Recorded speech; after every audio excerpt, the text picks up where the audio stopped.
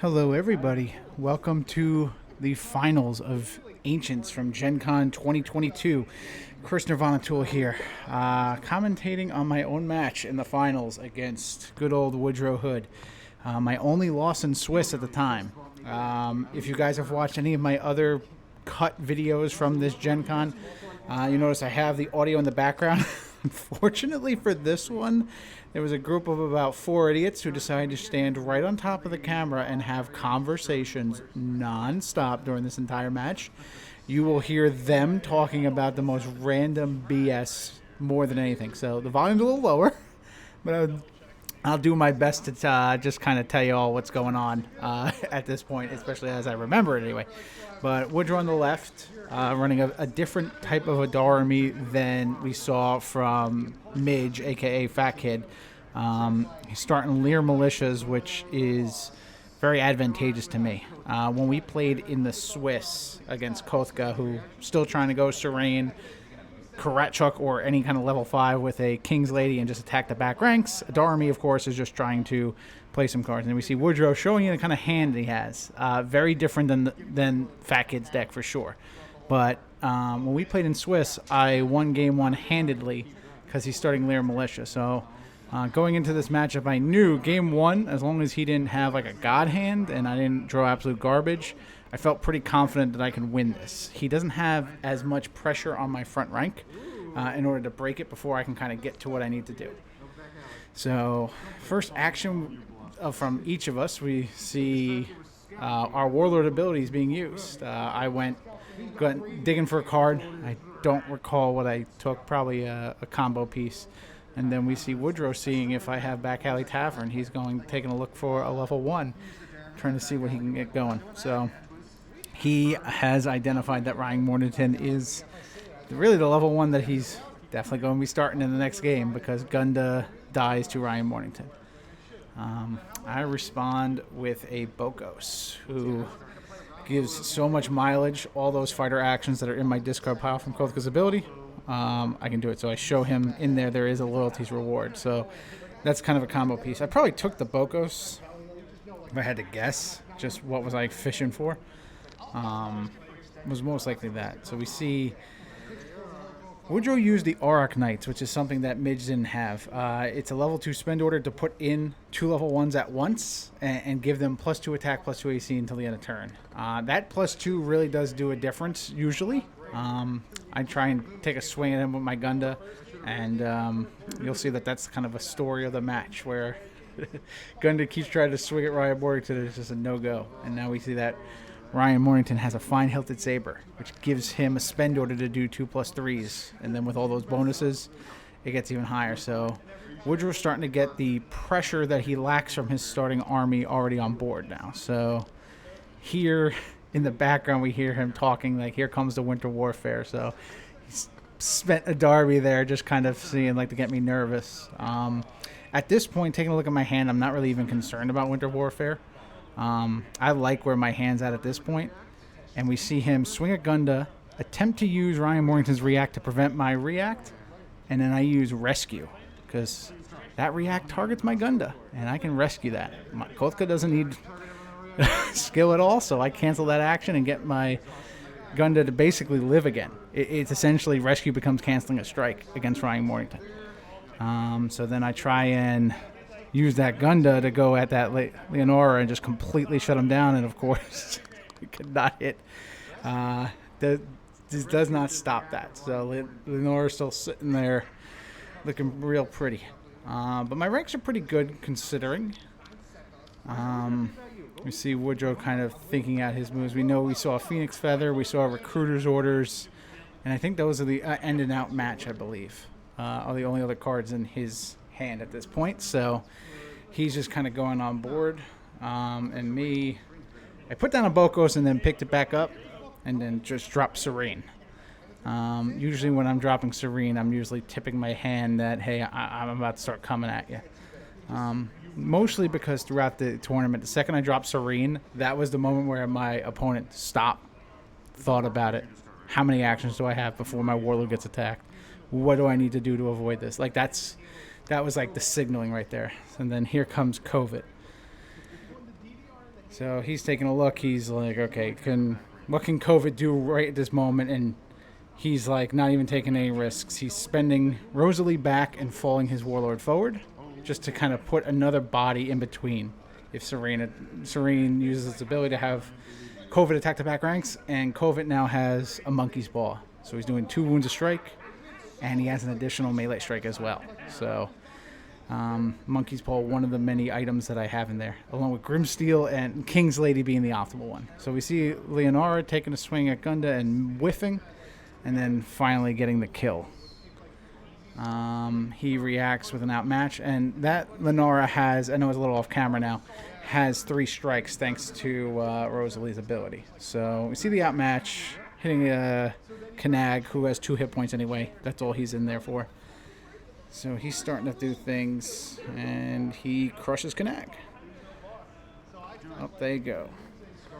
So I use COVID's ability, discarding a card, a Northrog character, Bokos, the one I was going to play but didn't. So now COVID's doing 3 wounds a shot, because he gets the additional wound from his ability, and then the Monkey's Paw gives him another. So Woodrow's now kind of taking a look.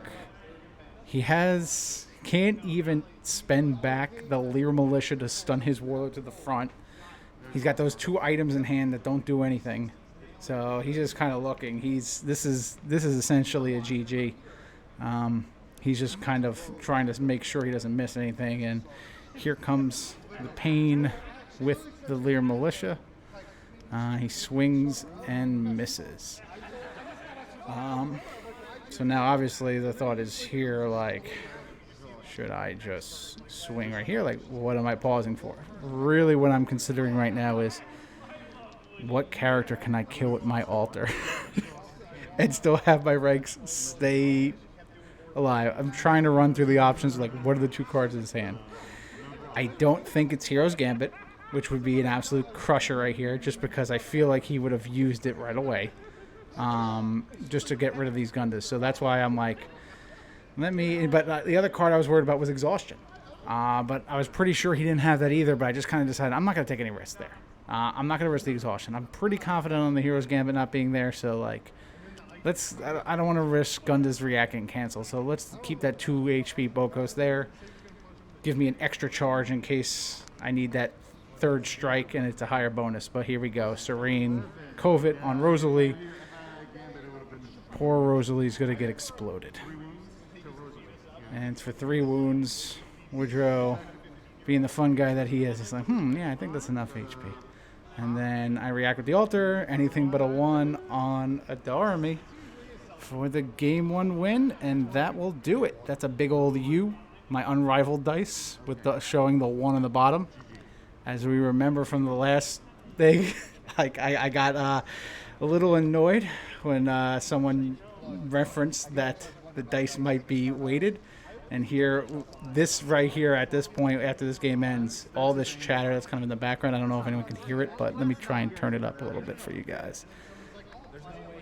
It probably, something like that might only like 1 roll out of 1,000. Like, if I were to get to the point where I figured out that this is a weighted dice and I'd use it to win this war, you know what? I might as well just hang myself at that point because I'm pathetic.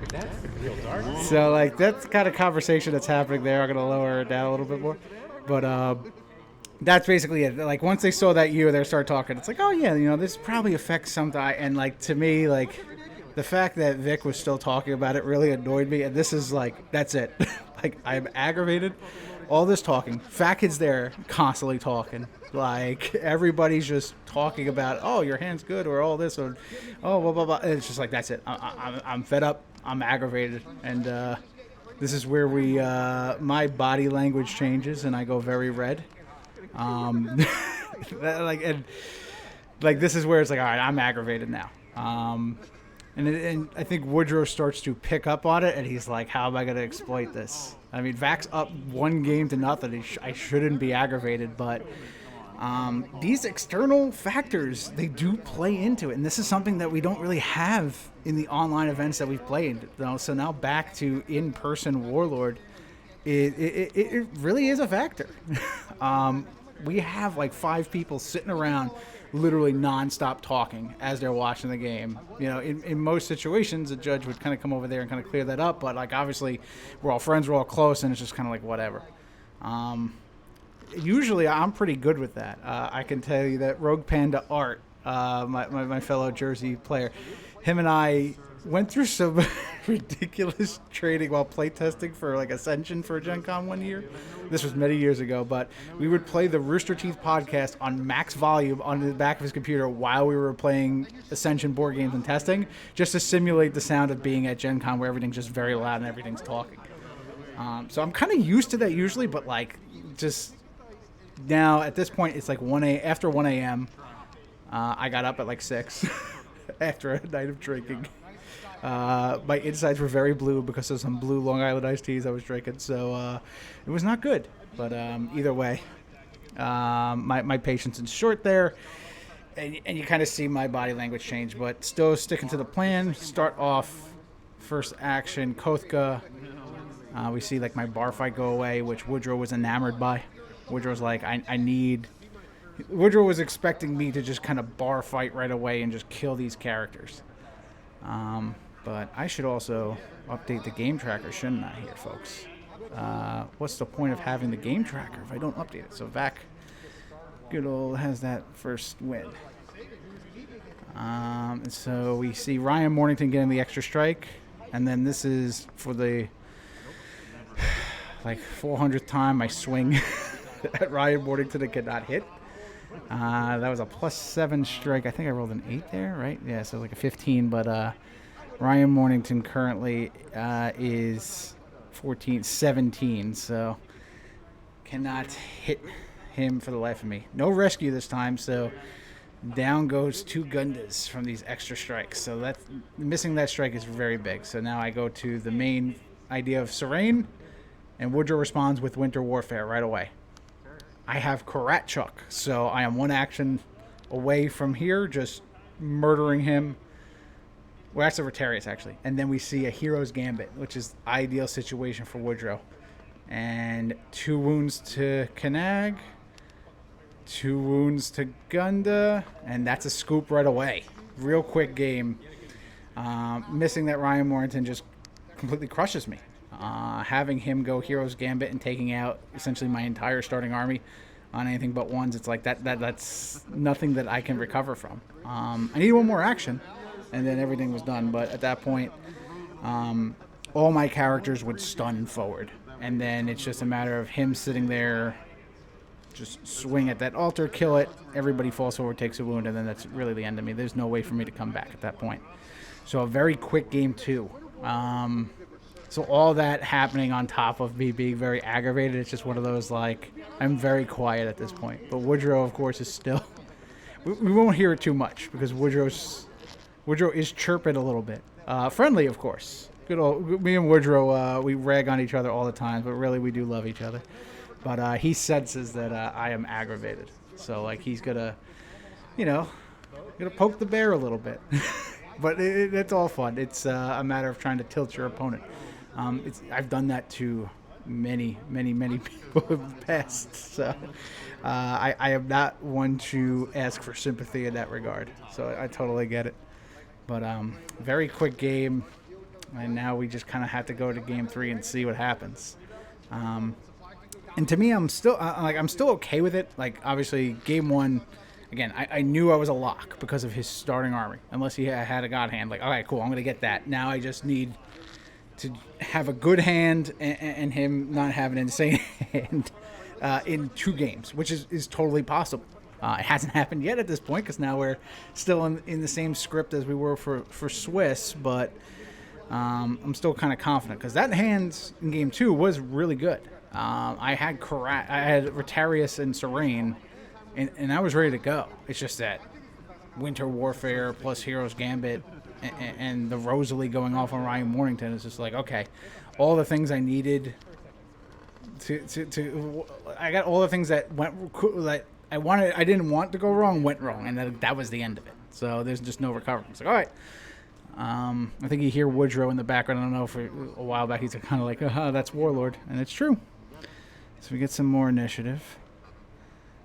And Also, that was also what kind of aggravated me. All the talk of my dice being loaded, and it's like, I can't hit Ryan Mornington. What are you people talking about? It's like, oh, you accuse my dice of being loaded when I'm swinging on anything but a 1 for 3 wounds.